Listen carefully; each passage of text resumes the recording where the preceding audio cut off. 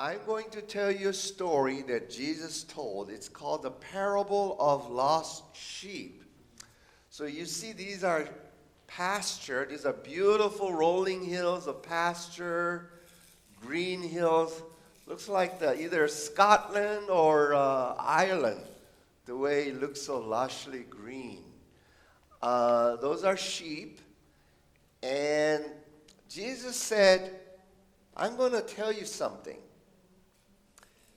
If there were 100 sheep, if one of them gets lost, what will the good shepherd do? Does he say, this is a part of business, and then move on with the 99? Jesus said, no. He will leave the rest of 99 sheep, and he will go in search of one lost sheep. Have you ever been lost? Ethan, you never been lost? Oh, how unfortunate. Your parents are so well protected you that they depriving you of the experience of being lost. Well, I remember when I got lost, I got caught up in the frenzy of the crowd. And this was back in Korea. I think I was like 6 years old or 5 years old. And the WrestleMania came from America. And it was free in a stadium. So lots of crowd. And I got caught and I got lost. And I was terrified. I didn't know. I couldn't find my parents. I didn't know how to find my way back. And I said, I'm lost. And I was crying. And this woman and this gentleman said, why are you crying? And I said, I'm lost. So they were holding my hands and they were waiting for my parents to show up to find me, which they ultimately did. And I'm glad they found me. So it's very terrifying when you get lost. I think, Ethan, I need to have you put this down now. You get to play after this, okay? So, Ethan, if you ever get lost, know that God will leave you abandoned. God will seek out until God finds you. So next picture. So this is this picture right here. This beautiful painting. This is Jesus with the Good Shepherd. And Jesus said that Good Shepherd will go and find the lost sheep. And when he finds it, he will put the lost sheep on his shoulders and will return back to the rest of the flock, and will be rejoicing from that experience. So know that you are so precious that God will not see you left lost. God will find you. So remember that's a very reassuring, isn't it? Okay. Thanks for your attention. You may now return. Our first scripture reading is from the book of James, chapter 2, verses 14 through 18 and 22. What good is it, my brothers and sisters, if someone claims to have faith but has no deeds? Can such faith save them? Suppose a brother or a sister is without clothes and daily food. If one of you says to them, "Go in peace, keep warm and well fed," but does nothing about their physical needs, what good is it? In the same way, faith by itself, if it is not accompanied by action, is dead. But someone will say, "You have faith, I have deeds." Show me your faith without deeds, and I will show you my faith by my deeds. You see that his faith and his actions were working together, and his faith was made complete by what he did. Galatians 6, chapter 6, verse 7. Do not be deceived. God is not mocked. A man will reap what he sows.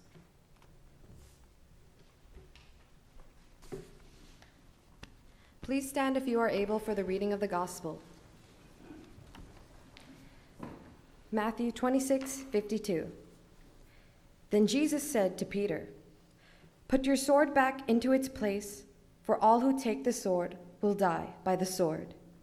Luke 19:41-42. As he came near and saw the city, he wept over it, saying, "If you, even you, had only recognized on this day the things that make for peace, but now they are hidden from your eyes." The word of God for the people of God. Thanks be to God. Please be seated.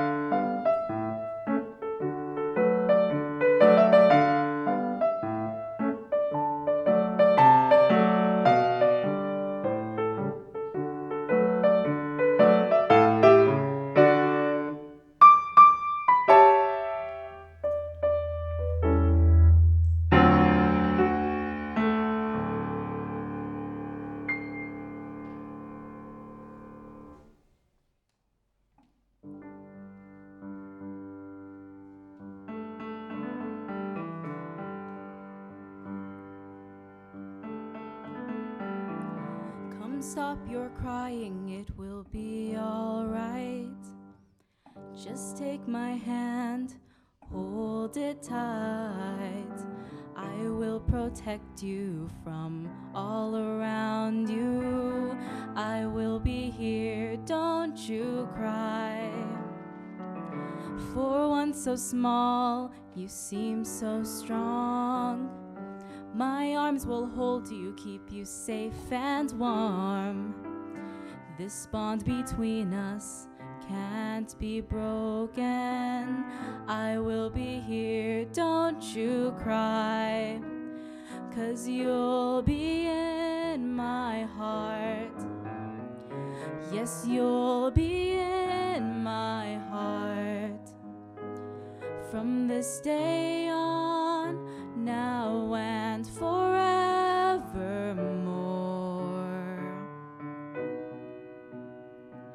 You'll be in my heart, no matter what they say. You'll be here in my heart, always.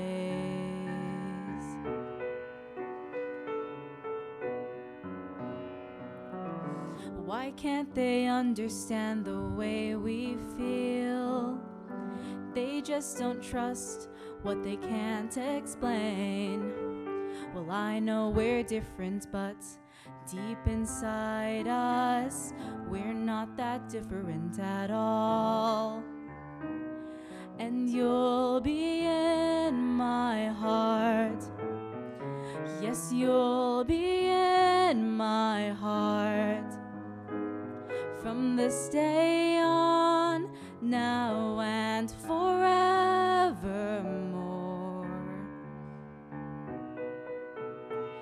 Don't listen to them, 'cause what do they know? We need each other to have to hold. They'll see in time, I know. When destiny calls you, you must be strong. I may not be with you, but you've got to hold on. They'll see in time, I know. We'll show them together, 'cause you'll be in my heart. Believe me, you'll be in my heart. From this day on, now and forevermore.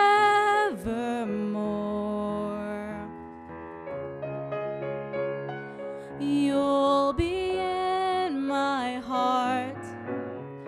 No matter what they say, you'll be here in my heart always, always. Just look over your shoulder. Just look over your shoulder. Just look over your shoulder. I'll be there always.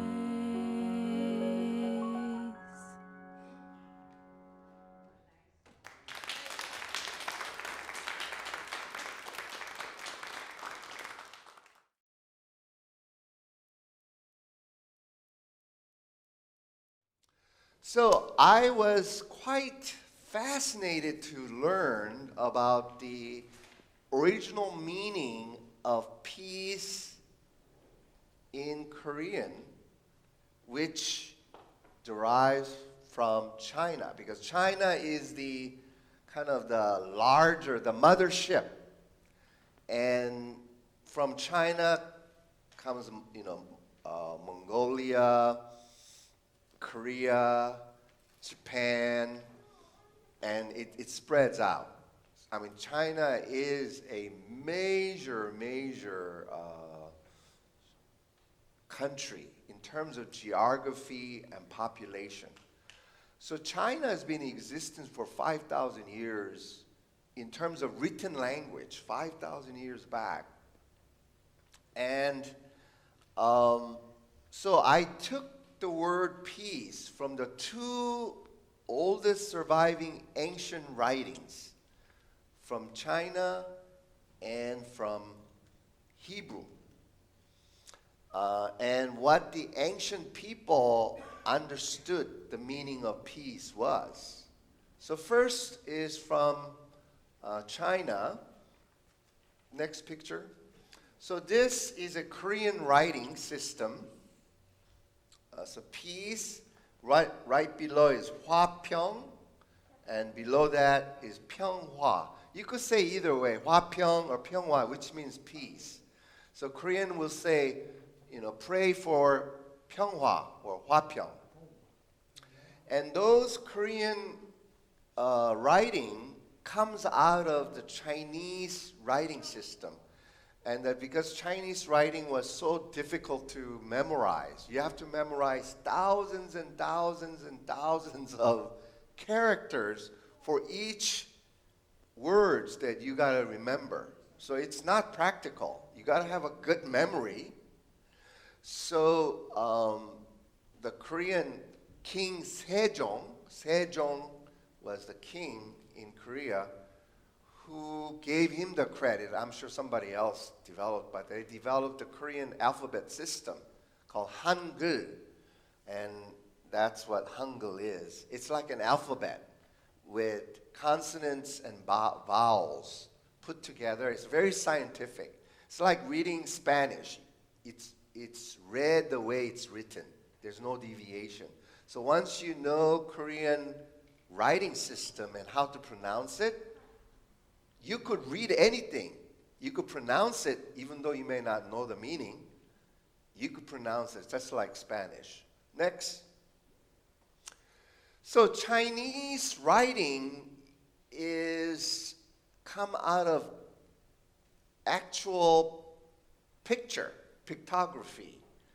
So that is the grain, and so the Chinese writing, calligraphy, or Chinese character makes a mimic of the grain that is ripe and grain is lowering. When the grain is heavy, that means it's ripe, right? It's ready for harvest. So there's a saying in Chinese, as you get older or more enlightened, more humble you are. So wise people are humble. And they write, you see the head of the grain is bowing. But when you're young and you think you are the hottest thing, grain is not ripe yet. So it stands straight up. But as you get mature and wise, you lower your head to show humility in life. And life has a way of humbling us, right? So the Chinese, each word has meaning. It's taken from the picture, from the world, and it embodies the meaning in its character. So I wanted to share that. Okay, so the next.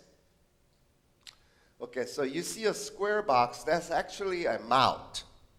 So that is a mouth. So that the grain means food, and it's a mouth. Okay, so next, that's a one letter. So that's Pyong, that's Hua. Next. Okay, so you see the grain on the left and then the mouth, that's one character. And the other character means share. It's two hands sharing. So the next. So in Chinese, Hua Pyong means food, you eat, you share. There will be peace only if you share your food with others, so that all will eat, no one will go hungry. If you do that, there will be peace. That's the meaning of the ancient Chinese people figured that out from their experience when there's a famine or if some few, people hoard everything and leave the rest to starve, there will be chaos. There will be no peace. So the word itself is teaching us that. The next one. Oh, so that is more of a flowing style. And it's an art. The Chinese calligraphy is an art. It's like a flare. Once you dip it in the ink, there is this stone, and then you have to grind with pouring water. It's like a meditation. There's an art to it. Not to make it too thick, not to make it too light, just right amount. And then you roll your brush on that ink, and on the rice paper, once you start, you cannot shake and hesitate. You gotta go with it. You gotta go with the flow, and that's the art. So when you see them doing, they go, that's it. And they do it in a couple of seconds or in a few seconds, and they create that, and it's an art. And people who are able to do calligraphy well have elevated and revered as like a treasure of the nation who's able to produce this beautiful calligraphy. Okay, the next one. Okay, so now we're going to the ancient Hebrews. So what did they think about peace? Shalom. Shalom is much deeper than the English word for peace. Peace could mean no war or no noise. It's quiet, peaceful place. No discord. But shalom comes out of a deep abiding in God. That harmony and deep rest cannot happen if you are out of alignment with God. Because if you are out of an alignment with God, it leads to dis-ease. You will experience dis-ease in your body, in your heart, in your mind. There's no rest. You cannot sleep because the anxiety has taken hold. So the Hebrew word for shalom comes from a place of deep abiding in God. So when Jesus says shalom to you, like peace I give to you, when Jesus says that, he says it's the peace that this world cannot give. This peace I'm giving you is a peace that this world can never give it to you. You cannot find it. You could find a fortress and live in a mansion with gated community, with security guard and cameras, and buy as much guns as you want to protect yourself. That's not going to give you peace. So it is a peace that I give to you, not as the world giveth. So that's what Jesus is talking about. So what's the original meaning of shalom by the ancient people who came up with this word? So there are 4 characters that are put together to make the word shalom. So can we, next? All right. So in Hebrew, you read from right to left, not like the Western from left to right. In Hebrew, you read from right to left. Did you know that also Asian writings, Japanese, Korean, and Chinese, they all read from right to left. So if you look at, the calligraphy, it's written all down straight, and then the next one, and the next one. So you read from right, and then you read left as you unscroll the parchment. So shalom is written from right to left. So the word, the other one means teeth. It's a teeth, strong teeth to destroy. It means to destroy. And the next one is a shepherd's staff, which symbolizes authority. The third one is a tent peg. So, the wandering nomads, they would bring tents on the camels and so forth. They travel and they use that tent peg to pitch their tent. So that's what it means. So it's to attach. So that peg means to attach the tent. The final 4th on the left is the water, which is a symbol of chaos. The water, there's a wave and there's turbulence and there's chaos. And so what it means is that peace comes when you destroy the authority that is attached to chaos. Next.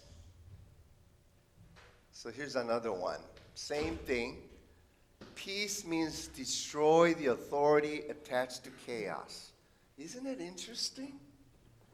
Ancient Hebrews thought peace is when you destroy the authority attached to chaos. So I thought about this. Who's the authority that is attached to chaos? The first thing came to my mind was President Putin. So instead of, for 20 years, he could have focused on his country to, educate, to make cars and computers and, all kinds of things to make their nation a better place.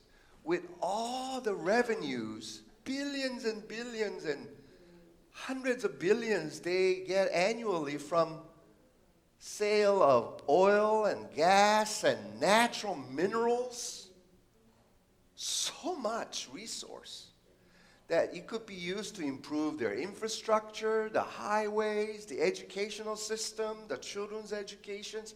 I mean, so much could have done to elevate the whole nation, the quality of life, to make it a envy of the world to be Russians. Instead, he had this oligarchic system where only few hoards all that money, and long as you are loyal to Putin, you get to have all these goodies, all these fun toys. They have super yachts and personal planes and penthouses and homes everywhere. And they have that system of few ruling oligarchs under Putin's police state govern the whole nation. And for 20 years, he's been sowing chaos of disinformation, misinformation, and just sowing chaos, not just within his country, but rest of the world. You know, he meddled in our 22 election with disinformation, and he does that with the European unions as well as other places. It's like he's using his authority, his power, to sow chaos. It's an amazing how one person who has power and use it for good, and what good things one can do with that, and the other who has power and use that power to sow chaos. Well, another person that came to my mind, and I apologize if you are Trump supporters out there, but you know, during Trump's presidency, every single day with his tweets and whatnot was just like one turmoil after another. It was a non-stop chaos. And people said, you know, we just wanted somebody normal, quiet, boring, like Biden. And he got elected because he was opposite of Trump. And, you know, some of you may have been watching January 6th hearings. It's been quite riveting to see the January 6th hearing. And I have to lift up House of the GOP representative from Wyoming, Liz Cheney, as well as the other, Kurt Kensinger is another House of Representative. Well, there's just basically two House Republicans in the House of Representatives who will not go along with the lie that election was stolen, negating the peaceful transfer of power. Basically, January 6th hearing was trying to reveal all the thing that was going on to overturn the fairly elected, president by sowing chaos. So there is no peace. There will be no peace in America if we have a leader who's attached to chaos. Anyway, I thought it was profound how the ancient Hebrews and ancient Chinese came up with the word peace. I know that today I was going to be talking about gun violence, but I just like to use that as an umbrella for me to delve in further at a next opportune time. And I worked really, really, really hard in researching and gathering history of gun in America and what the Bible and Jesus tell us about addressing with this gun violence. So I hope to do that at another time. But I thought I wanted to share this word peace to help us better appreciate the meaning of peace. Hwapyeong in Korean, which is made up of Chinese characters, and shalom.